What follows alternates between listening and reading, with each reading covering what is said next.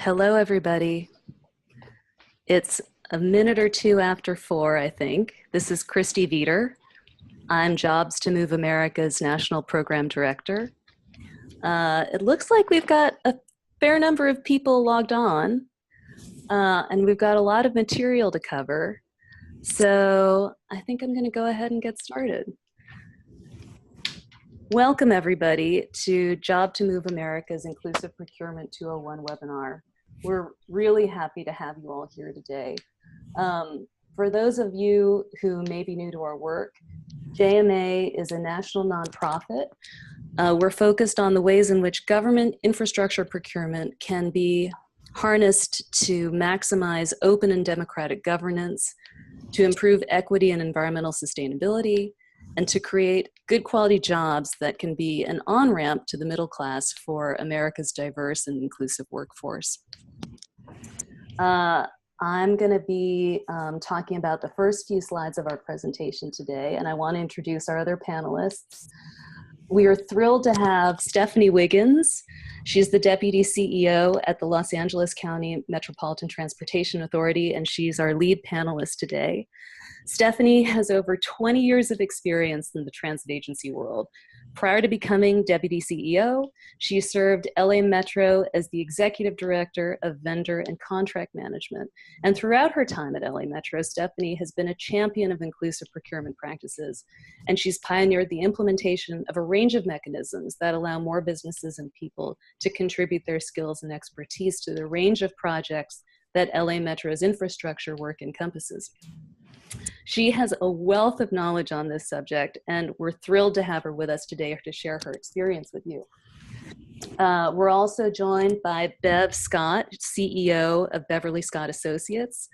Bev is a lifelong transit professional with a roster of experience that includes serving as General Manager or CEO of the Massachusetts Bay Transportation Authority, the Metropolitan Atlanta Rapid Transit Authority, also known as MARTA, the Sacramento Regional Transit Authority, the Rhode Island Public Transit Authority, and also senior level positions at New York MTA, New Jersey Transit, Washington Metropolitan Area Transportation Authority, and Dallas Area Rapid Transit, among others. Bev's experience has been recognized by her peers in many ways, but most relevantly for today by her appointment by US DOT Secretary Anthony Foxx in 2016 to what was then the newly established Federal Advisory Committee on Transportation Equity. Bev is a remarkable all-around supporter of inclusive procurement practices, and we're delighted to have her with us today. We also have Madeline Janis, Job to Move America's own Executive Director. Madeline founded JMA in 2013, and in doing so built on the remarkable work that she had previously pioneered at the Los Angeles Alliance for a New Economy, which she also founded, and where she served as executive director from 1993 to 2012. In addition to her decades of experience in economic, social, and environmental justice issues, Madeline is also a lawyer, and she'll be able to shed light on any legal questions that any of you may have. So why don't we jump into our slides? See. So for those of you who may be newer to the idea of procurement, procurement is just the term that's used for how government agencies at the federal, state, or local level purchase goods and services from private companies. The general rule of thumb is that about 30% of an agency's budget goes to operations, maintenance, and other overhead costs, and about 70% is used to procure things like manufactured goods, uniforms, consulting services, or any number of other things. The U.S. Employment Plan is a tool that JMA has developed that transit agencies can use to maximize the value of the public money that's spent on infrastructure equipment in a way that increases economic development and improves career opportunities for women, people of color, and other folks who to date have been underrepresented in the manufacturing workforce.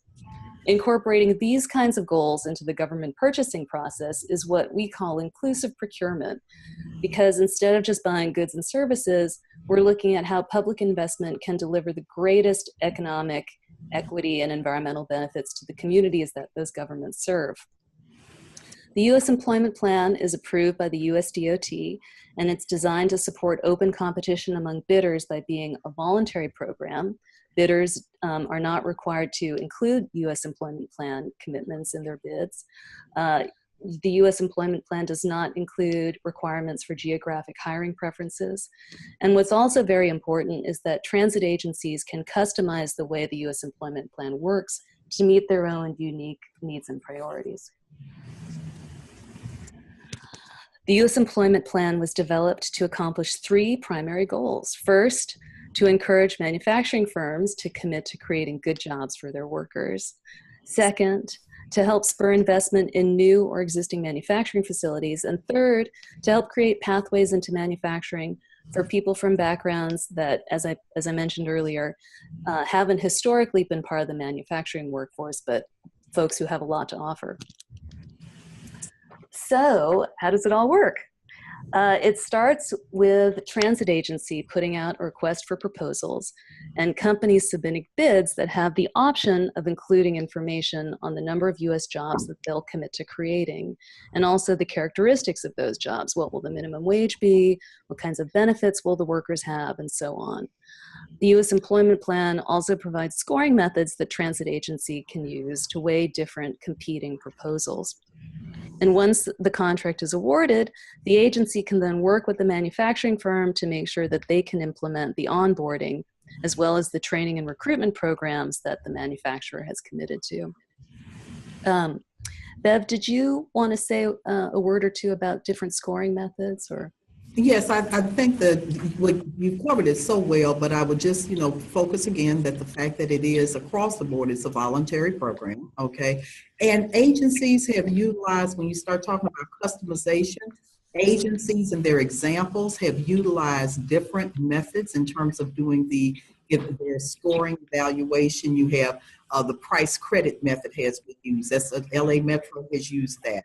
More of a numerical evaluation process, and New York MTA and LA on a procurement utilized that.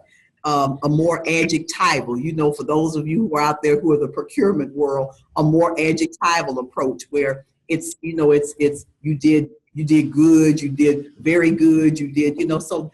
Not subjective, but a more adjectival approach, and that's been used by Chicago Transit Authority, used in their procurement.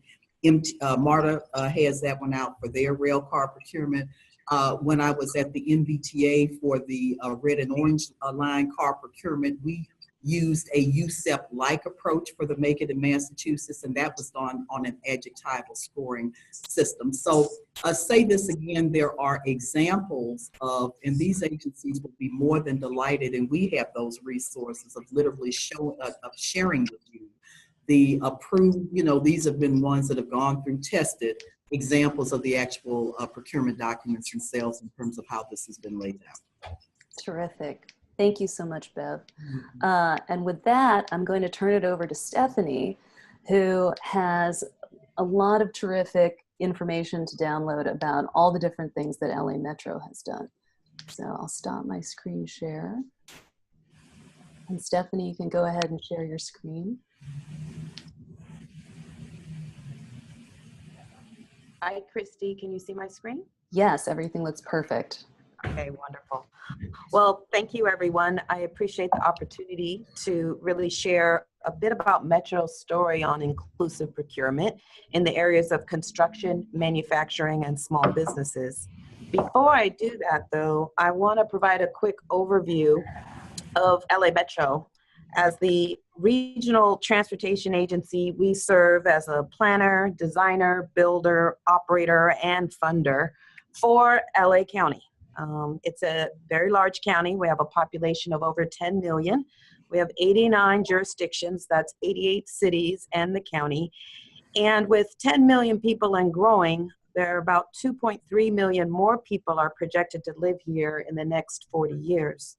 Metro is governed by a board of 13 members that direct our policy and funding for LA County.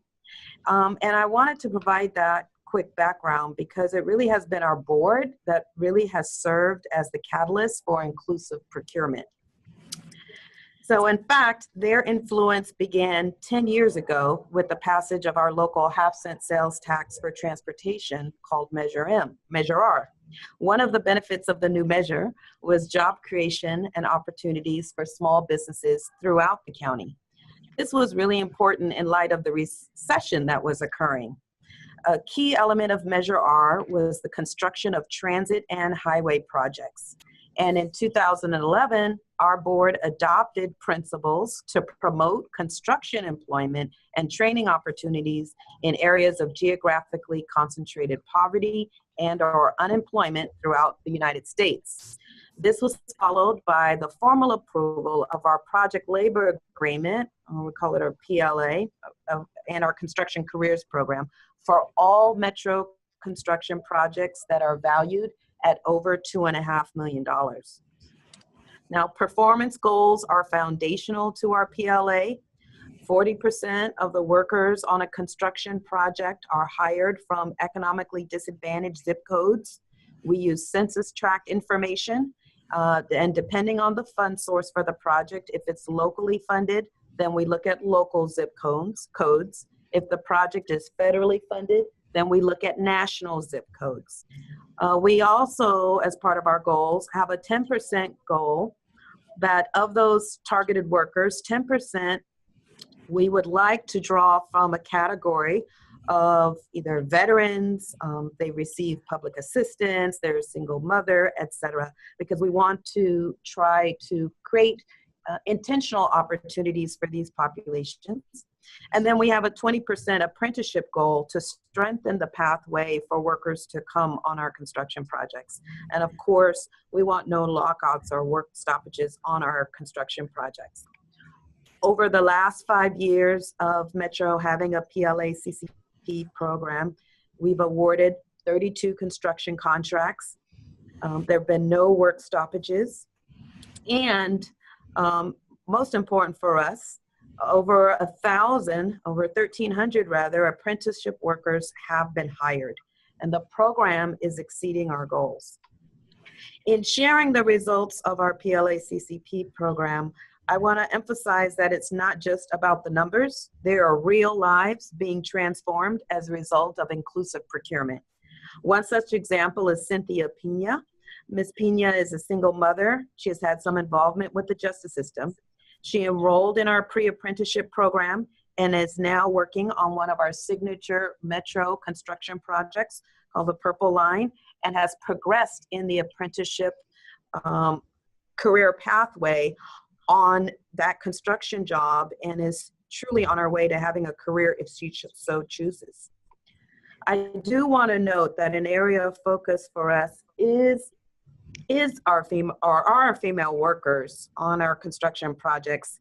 Cynthia, while her story is a success story, the fact that we have a Cynthia working on our projects is unfortunately a rarity right now for our Metro construction projects. We have not been successful in the area of gender equity among construction workers. Executive Order 11246 has a goal of 6.9% of female participation on construction projects. Metro's current participation rate is 3.4%. That's despite the fact that our PLA has a 0 gender pay gap as part of our PLA. So our board has directed the launch of a female participation action plan. The first element is to launch a public scorecard for the contractors on their attainment in this area. And we just recently launched that scorecard, so there's more to come.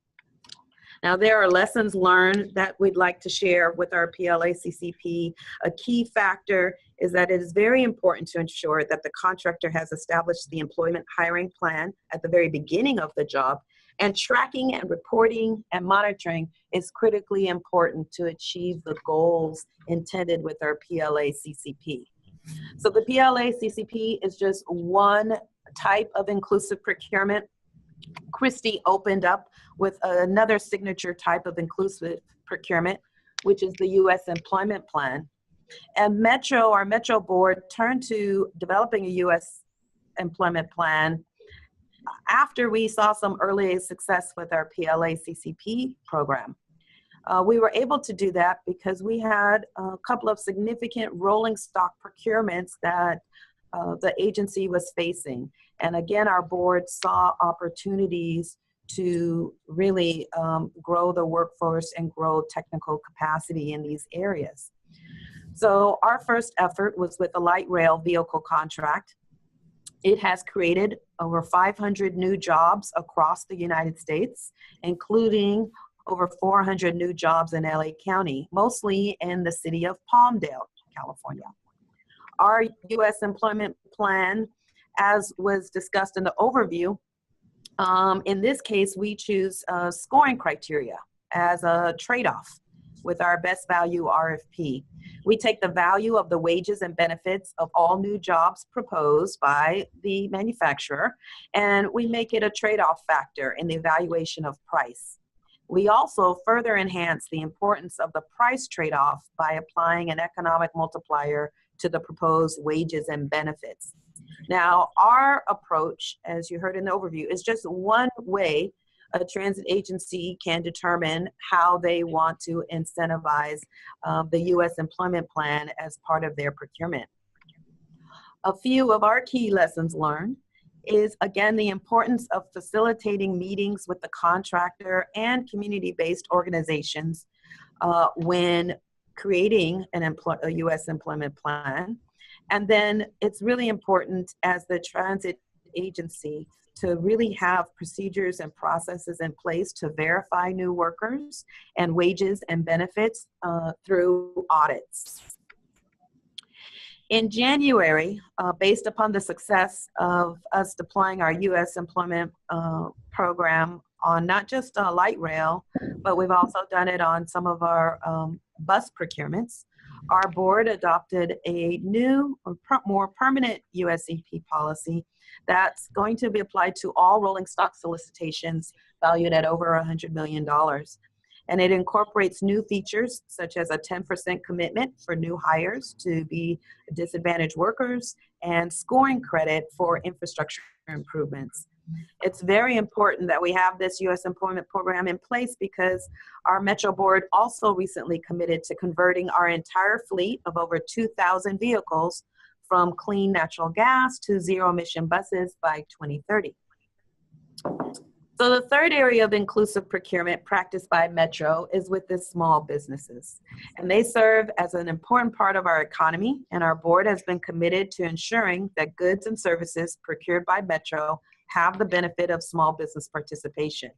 And while we have had small business programs over the last 20 years, I think the breakout or most game-changing program, if you will, has been our Small Business Prime program, known as SB Prime. We launched it almost 4 years ago, and the idea was to create a program to help level the playing field between small businesses and traditional prime or larger businesses. We've created a program where certified small businesses compete only against each other for contracts valued between $3,000 and $5 million. The results have been truly dramatic, and since the inception of our program, over 1,000 SB Prime awards have been granted. A key lesson learned for us with this inclusive procurement program is to really understand that education is required both internally and externally when it comes to developing a program that's focused on small businesses. In short, you should expect skepticism, but know that there are facts that can be deployed and used to help inform and educate everyone.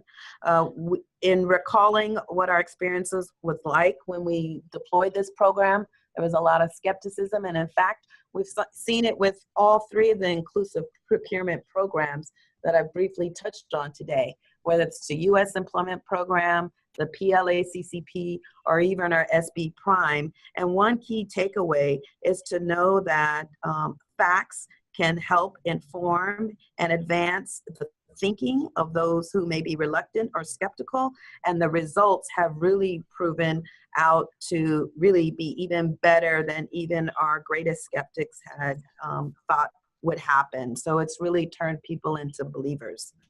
So in fact, having experienced inclusive procurement for both construction contracts, rolling stock contracts, and small businesses, the future of inclusive procurement is bright for Metro. We recently passed a new sales tax measure and have extended our PLA CCP program through 2026. I mentioned earlier before, our new USCP policy was approved just a few months ago in January. And in February of this year, we announced the launch of our Small Business Bonding Assistance Pilot Program. Now, this will be a program which offers free bonding support services to certified small businesses. And we're offering this program to address a frequent concern that we hear from small businesses, that our bonding requirements on our construction projects can be a barrier to competition for them. So in closing, there are key takeaways that I would like to share. As a transit agency, whether you're bus only or bus and rail like Metro, the transit agency really has the ability to be much more than that.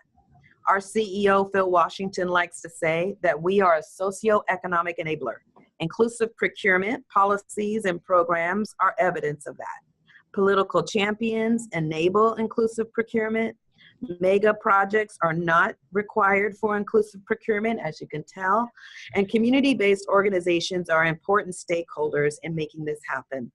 And I just want to close by just letting you know that inclusive procurement does help build a workforce for tomorrow. So I look forward to joining you all and answering the questions. Thank you.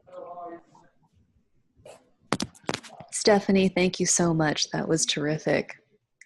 Bev, I was wondering, did you have any thoughts that you wanted to add to any of that?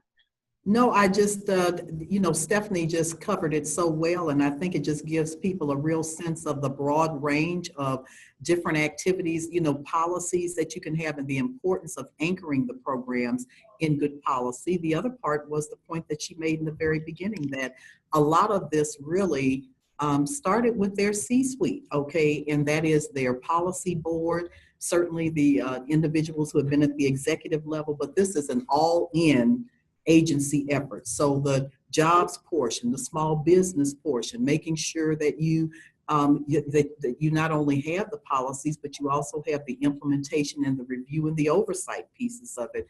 It is, but that what has happened is just the tremendous results of this. And I would just give when we look at just over the last, say, 3-year period of time, when you say, well, all right, what has really been the impact? At least about 3,000 new direct jobs that we can literally point to from the transit agencies that have specifically implemented the USEP program. And that's just the work that's been over the last 3-year period of time. So it really does make a difference. Wonderful. Well, we have a Q&A function in this webinar application. At the bottom of your webinar screen, everybody should see a little button that says Q&A. Feel free to type in your questions there. We'll be happy to answer them. While folks in the audience are thinking about that, Stephanie, you had mentioned in your last slide that community-based organizations were an important part of the inclusive procurement process for LA Metro. Could you talk a bit more about what some of those groups were and how they interacted with you and what that was like?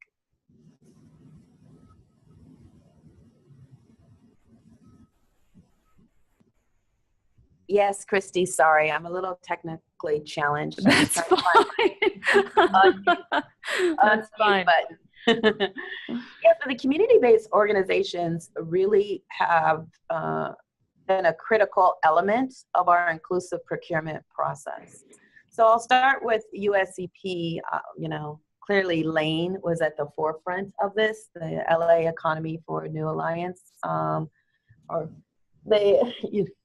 Madeline's group, really helped educate both the policymakers and the staff on understanding kind of the influence we have as a transit agency with these taxpayer-funded procurements. And so they played a critical role in helping also educate the manufacturer on how to leverage their ability to make these apprenticeship opportunities available, to make job hiring opportunities available, They really served as an effective facilitator in that role.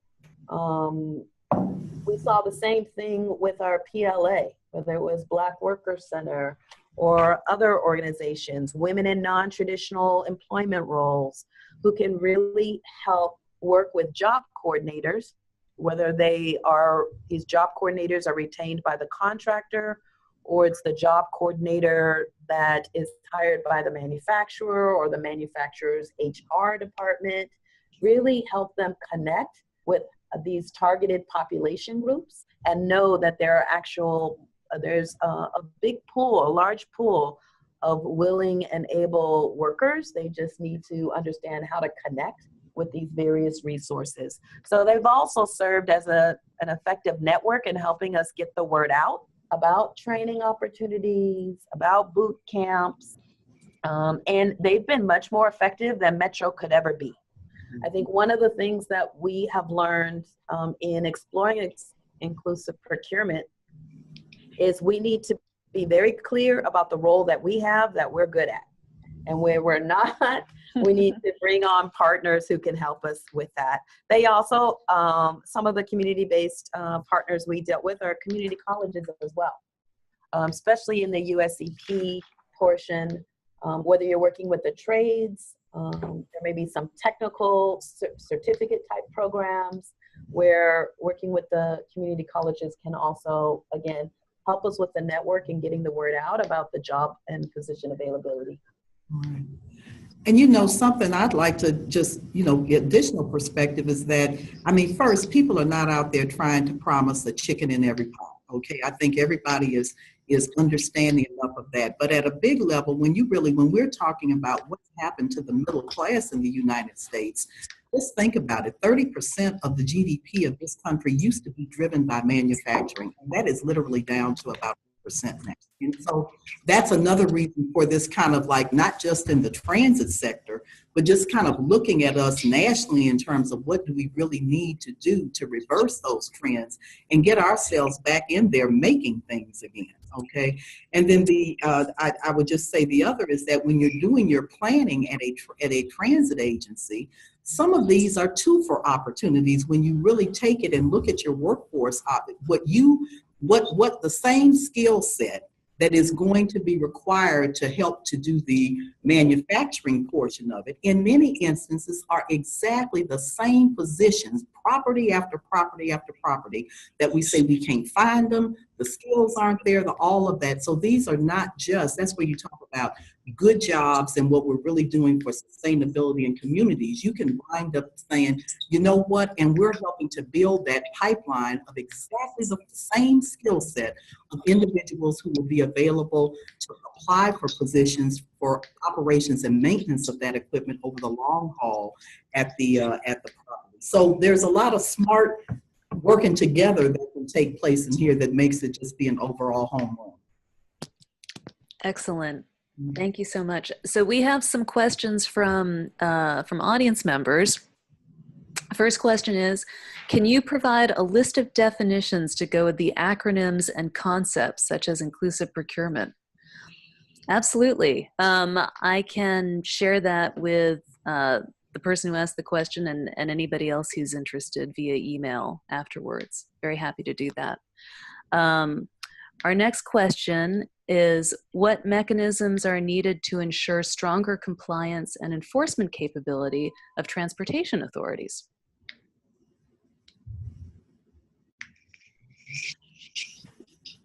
Well, this is Madeline Janis.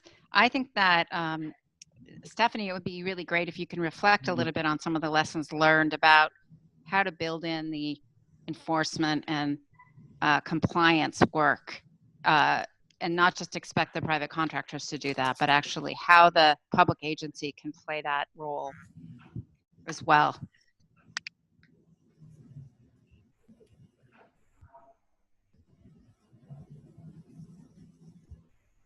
Stephanie, I think you might be on mute. I'm so sorry, you guys. That's fine. I was on mute.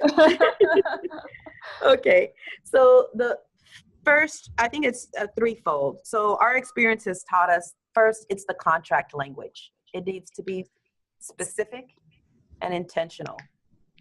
Secondly, the transit agency needs to provide dedicated staff that's focusing on this compliance. And part of providing dedicated staff is ensuring that the staff is informed and educated on how to provide the contractor or the manufacturer with, again, access to a broader network of additional resources that they need to ensure compliance. And then reporting has also been a key aspect. We not only internally develop reports on the tracking and compliance of the vendors and the contractors, but we actually have to provide public reporting in front of our board on a quarterly basis.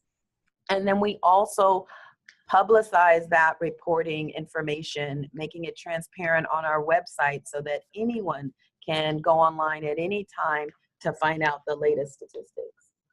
We also think it's important to have independent compliance. We've been fortunate that some of our community-based organizations will do their own type of monitoring for us, and we welcome the opportunity for others to feel that they need to ensure accountability on our part. But we also then do employ an outside auditor to also audit compliance of contracts periodically so that there's a third party as well. That's right.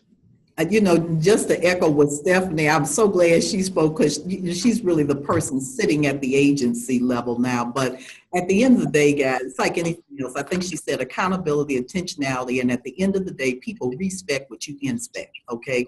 And so things like dashboards, literally go, you know, the job coordinators that they have so that it's so that there is effective oversight that winds up taking place. It's no different than what we've done in the equal employment opportunity through the years, the small disadvantaged business enterprise programs. When we put these programs out, it's not enough to just say it. There has to be, people have to realize that there's a seriousness that goes along with it. Those are great answers. Thank you. We have another question. How can we balance U.S. employment obligations with the current MWDBE contract goals of transportation authorities across the country? Okay, I'm ready for this one. So this is Stephanie.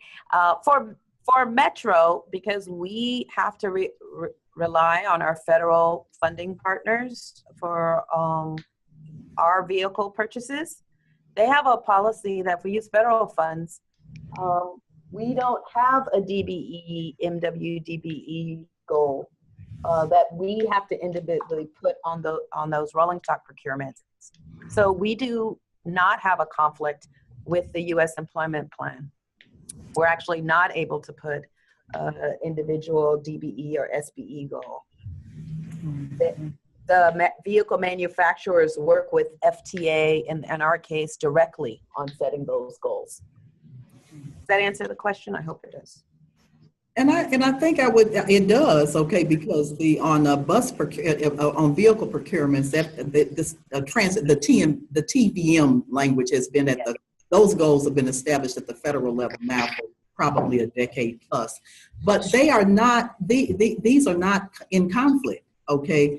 Jobs are jobs, business is business, okay? And quite candidly, you know, one would have the same kind of expectation in terms of small disadvantaged businesses, also in terms of looking to wind up doing really good hiring as well, okay? And so I really don't see the conflict at all between business activity and job opportunities and job results. Terrific, thank you. Let's see. Well, I think that maybe just to go more to the kind of the underlying point of the question, this is Madeline Janis, is do things like the U.S. employment plan and construction careers policy and small business prime, do they end up costing a lot more money, taking a lot more resources, does there have to be a choice between one program or the other? And maybe Stephanie, you've had the most experience of doing all of these things, or how does LA Metro manage that question?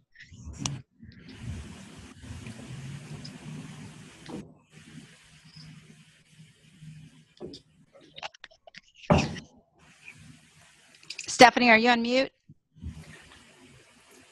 I think so.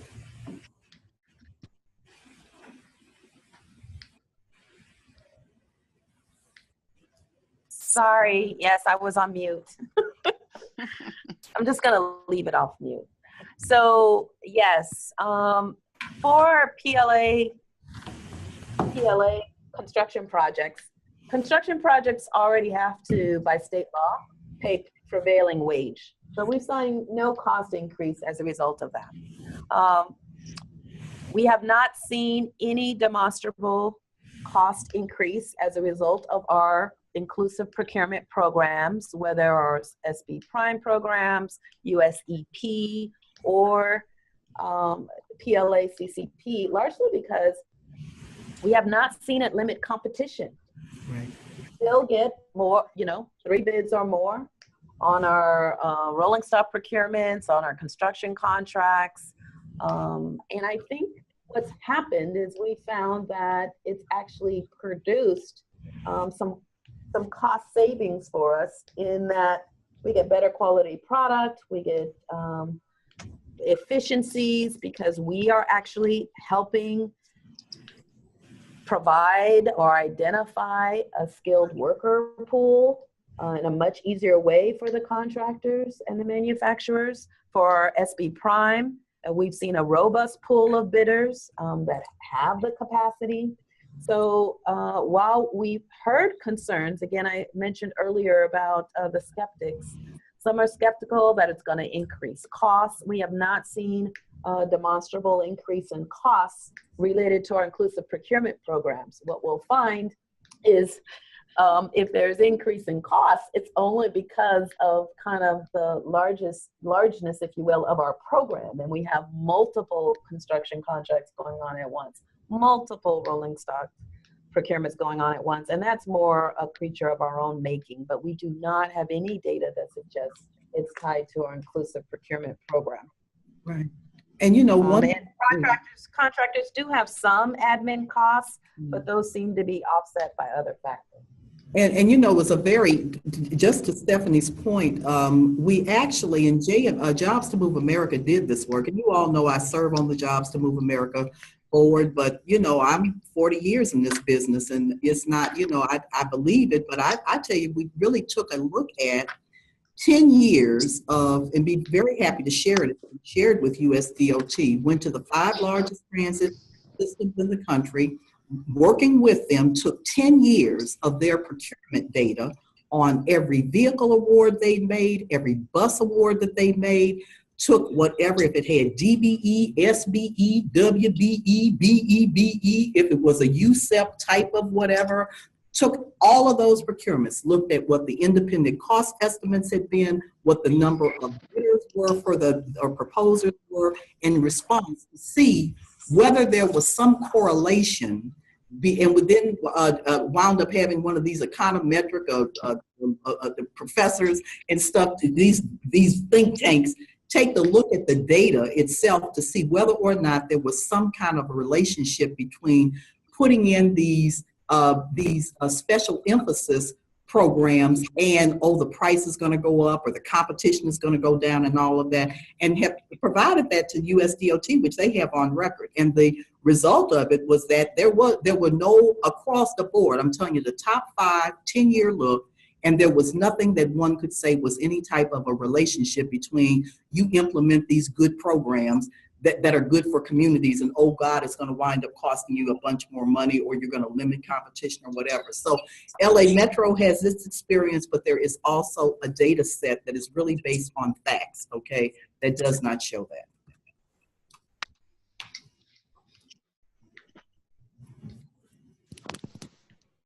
We have another question.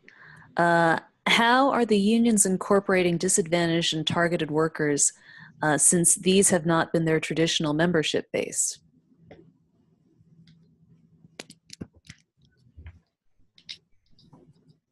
Essentially, we've been working with the unions and the contractors, as well as some community-based organizations, to have pre-apprenticeship programs and boot camp programs, where it provides an opportunity to, introduce a potential worker with the aspects of the job at hand, and also get them familiar with the union requirements, so that at the completion of the pre-apprenticeship program or the boot camp program, they're ready and able to join the union at that time. Stephanie, this is Madeline, could you say a little bit more about how embedding this 10% disadvantaged worker requirements and also the 40% high poverty zip codes, how that has helped ensure diversity in the trades? Well, I'll try, but you have to help me, Madeline, on that one. I will say that one of the ways it's helped with diversity in the trades, in terms of the tools that we have provided our contracting community with, is that we also pre-qualified job coordinators that the contractor can work with in helping identify these worker categories. However, having a contract with the contractor that includes our PLA provisions, that language encourages diversity. And in fact, working with our community-based organizations and looking at the zip codes that have the economically disadvantaged included in them, we really have realized a really much more diverse workforce, construction workforce, and diversity in the trades. And we're seeing it really with all ethnic groups. Again, as I mentioned, we've seen improved diversity overall in our construction trades with our program over the last 5 years. And the area where we're all needing to focus more on is on gender. Does that kind of answer your question, Madeline? I do. I think that, and I also think that the fact that most apprenticeship programs have basically a line, and the more time you've been in the program, in that particular apprenticeship program, the higher up you are in the line. So what Metro's construction careers policy allows community members to do is essentially, if they're part of that 10% disadvantaged worker or the 40% high poverty zip code, they can jump the line to get in on apprenticeship programs earlier on Metro projects, right? So it helps the trades and helps Metro ensure that people that meet these categories of disadvantaged worker get on the job. Yep, I forgot about that one, Madeline.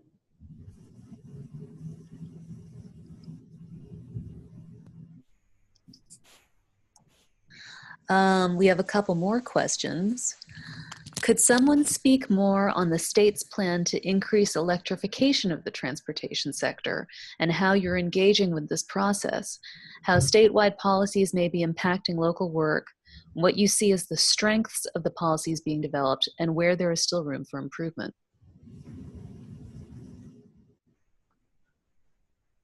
I'm not sure if that's California. Applies here. I'm not aware of it. I mean, I think what our board did as it relates to moving away from clean natural gas for our bus fleet has really been a voluntary action by our board. And I think it's important that it was voluntary because each transit agency has different needs and different fleet management plans, but I'm not aware of anything more specific in California. I don't know, Madeline, if you are? Yeah, this is Madeline. The California Air Resources Board is considering a rule that would require electrification or the transition of all bus fleets to zero emission by 2040, but that hasn't been adopted yet. So right now, the only policies that have been adopted are LA Metro's plan, and then the city of Los Angeles has adopted a similar plan to electrify the entire fleet, or transition the fleet to zero emission by 2030. And also the second part of both the LA Metro plan and the City of LA plan is to first deploy the new zero emission buses in poor neighborhoods that are the most polluted, which I think is a real innovation. Yeah.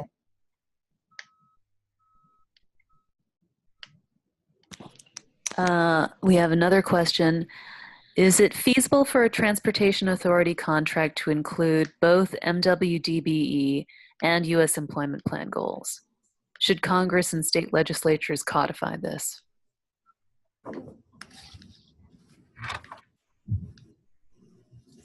Well, again, not with the transit vehicle manufacturing. If it's a federally funded rolling stock procurement, it doesn't need to be, because the MWDBE goals have already been set at and negotiated at the federal level. And that's been working very well for us. With our PLA, or with our construction contracts rather, we have a worker goal and a DBE goal, and there's no conflict. It works just fine. So from our vantage point, the way the USEP goals are set is working just fine for us, and we've been doing this for about five years or so. 4 or 5 years. I would say, this is Madeline Janis, it would be great for Congress and legislatures to codify this as an option. I think we are trying to be very careful and make sure that all of these programs are compliant with federal grant rules, because federal highway funds and other types of federal funds are often part of the package of funding that goes for big projects or even small projects.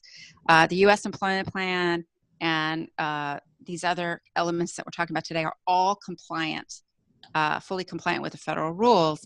So, but if legislature codified it for projects that had state funds, local funds, in our view, that would be great, as long as we make sure it's consistent with federal rules.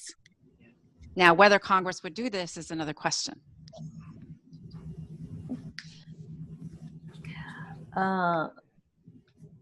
Panelists, thank you so much for all your great input. We have one more question. As we consider, pardon me, retirement and succession planning in metropolitan or in metro job areas, has Metro seen an increase in the number of new persons and younger persons gaining employment in the metro construction jobs?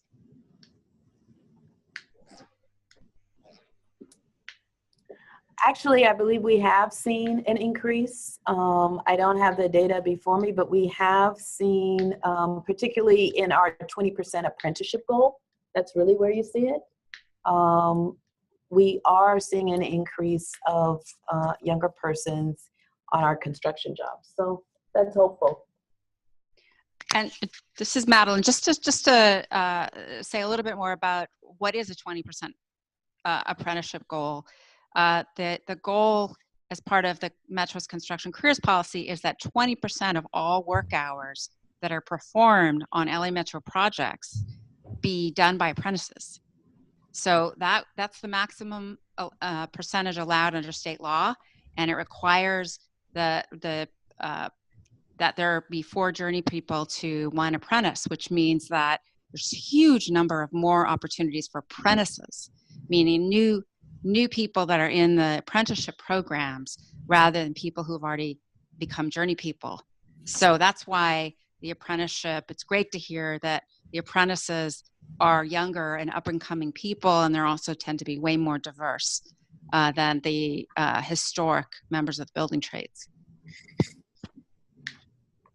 And I think maybe since we're going to be wrapping up, I think a point too that just emphasizes is partnerships at the community level, the connecting the dots in terms of, think about it, the Transportation Learning Center, the work that's done in terms of development of curriculum and all of that, the community college level. This is, it really is an all community effort, and everybody winds up benefiting from it. And you don't do it by yourself. And so that's also been, I think, one of the beneficial parts of of inclusive procurement. I also want to echo what Bev has said about partnerships, and I would be remiss if I actually didn't mention another key partner, which has actually been the federal government. Yeah. FTA. They really have, we are benefited by their willingness to actually listen to us, explore with us, help us develop these programs in a way that meets the intention of our policy board, but still aligns with the federal goals and their requirements. In each of the cases that we discussed this afternoon, they all played a significant role in enabling us to still be able to use our federal funds. I think both of those sentiments are terrific ones to conclude on. It looks like we've covered all the questions from the audience. Stephanie, Bev, and Madeline, thank you so much for sharing your expertise on this. This has been terrific for me, and I hope for all of our audience members as well. Thank you, everybody. Christy, one last. Yes? Oh, just want to suggest, I think we'll be uploading copies of this webinar and more materials to our website. Do you want to say a little more about that? Oh, sure. And I'm happy to send a follow-up email to all attendees once that information is available on the JMA website.